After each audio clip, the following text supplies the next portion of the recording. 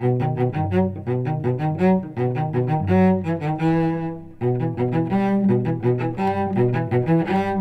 I wanted to tell you the story about how I became so crunchy, and more importantly, why. I grew up in a pretty normal, middle-class American household. We did not keep chickens in our backyard. We did know a family down the street that kept chickens and goats and grew corn and had a backyard that nowadays I would recognize as being the hallmark of an urban homesteader. But at the time, I just thought it was really cool that they had a fridge full of eggs that their chickens were laying for them. As I grew, my parents' particular political profile gave way to me developing one of my own. And as I've become an adult, there's some basic truths that I've come to hold to be self-evident. Among those, I like to support my local businesses because I think that they're the people who make the world go round. This especially because I spent 12 years working at a local business, Metronome Music. If you're here in Tucson, that might be familiar. It's an amazing thing getting to work for a local business and having the experience of having coworkers that really do feel like family. And I recommend everyone should do it.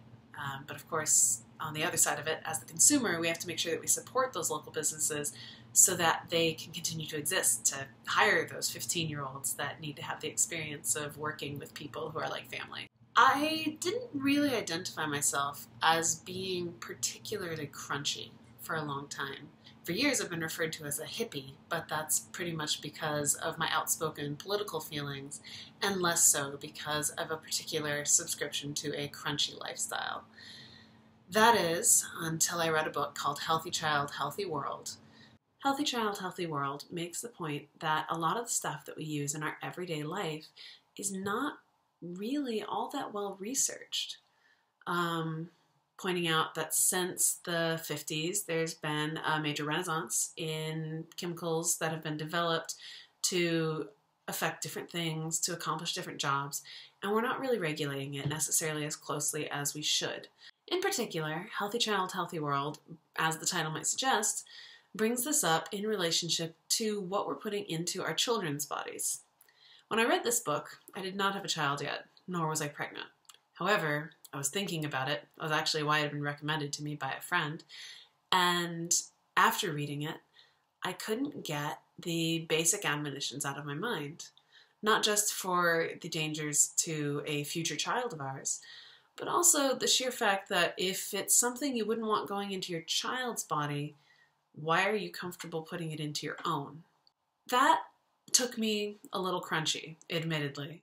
Then, when Chad and I started trying to have a baby, a whole new host of things popped up that I was trying to avoid, including pumping gas. Chad joked that he was going to start keeping a blog titled "Stuff My Wife Can't Do Because She Thinks She Might Be Pregnant."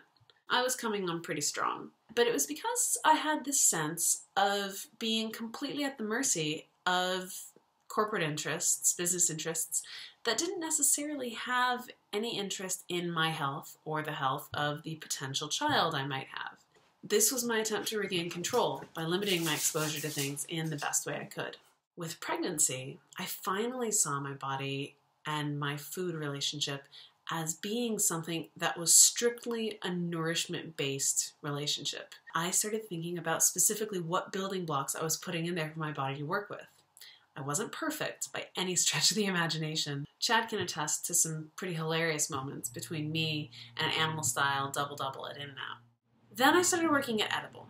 It's been 5 months now, and I've been fortunate enough to be around people who not only passionately care about, but are also deeply knowledgeable about the connection between our local food system and how that affects our broader world. This was something that I hadn't spent any time thinking about before. And like most things, once you start to dig a little deeper, you tend to discover something to become passionate about.